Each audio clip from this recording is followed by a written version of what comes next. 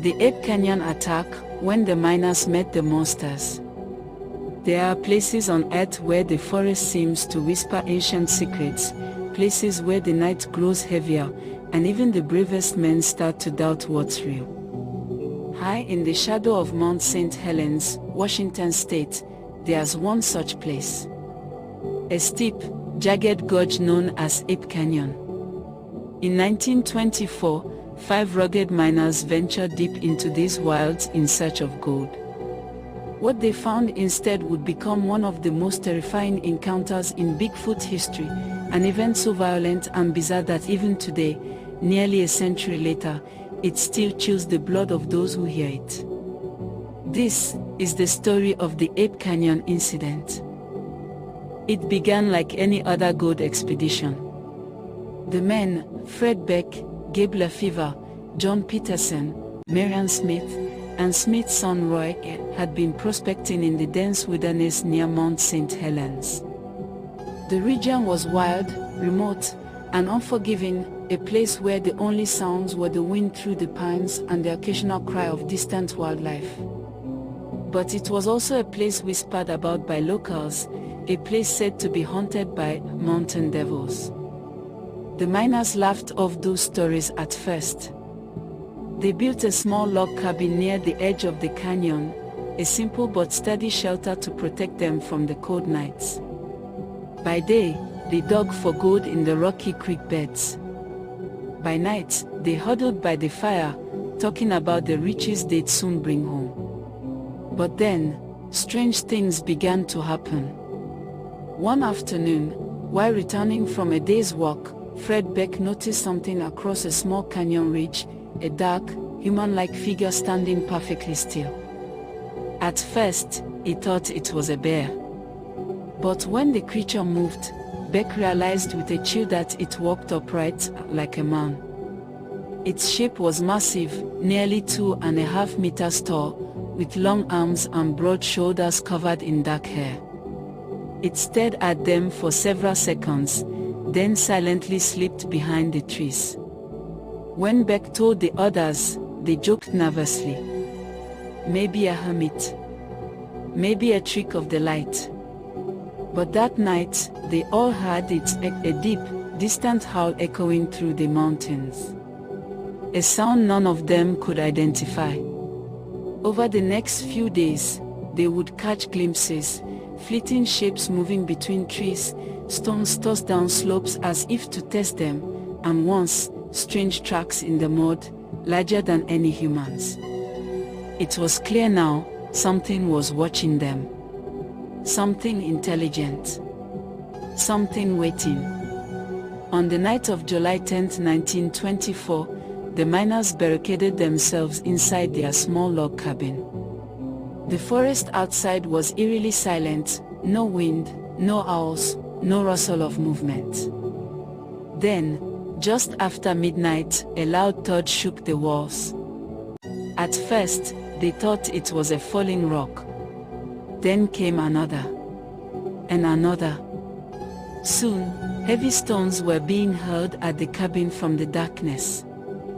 The men grabbed their rifles and lanterns, terrified but ready. Outside, shadowy shapes moved, giant silhouettes, pacing back and forth, growling in low tones.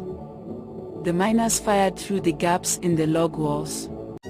Screams, deep, guttural, almost human, filled the air. Something slammed against the door, nearly tearing it from its hinges. Another clawed at the roof.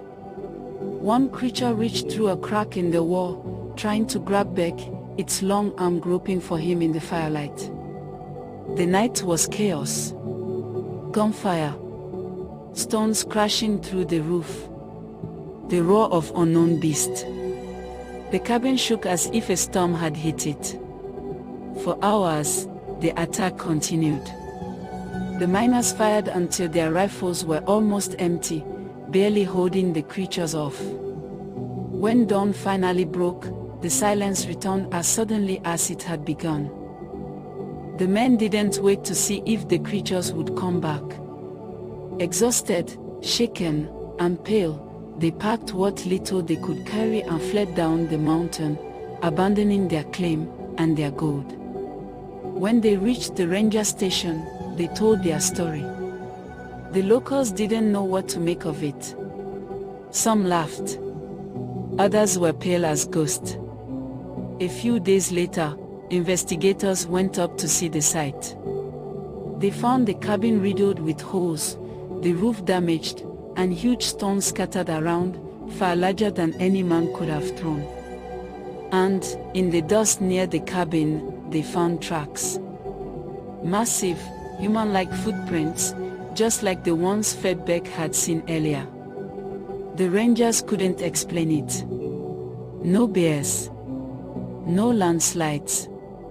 Something had attacked that cabin, and it wasn't human. Over the years, the Ape Canyon incident became legend. But what really happened that night? There are several theories, non-conclusive, all fascinating. The most popular, of course, is that the miners encountered a group of Bigfoot creatures, territorial and intelligent, perhaps angered that humans had entered their domain. The footprints, the throwing of stones, the humanoid shape, all fit descriptions of Bigfoot behavior reported across the Pacific Northwest. Skeptics suggest the miners might have been attacked by local apes or bears, though none are native to the region, and bears don't throw rocks or walk upright for long periods. Others think it was human attackers, possibly other prospectors or pranksters, though that doesn't explain the tracks or the sheer force of the attack. Some believe the isolation, exhaustion, and paranoia of mountain life drove the men into a kind of shared hysteria, that they imagined the creatures in a night of collective fear. But that still doesn't explain the damage to the cabin, or the footprints that others later saw.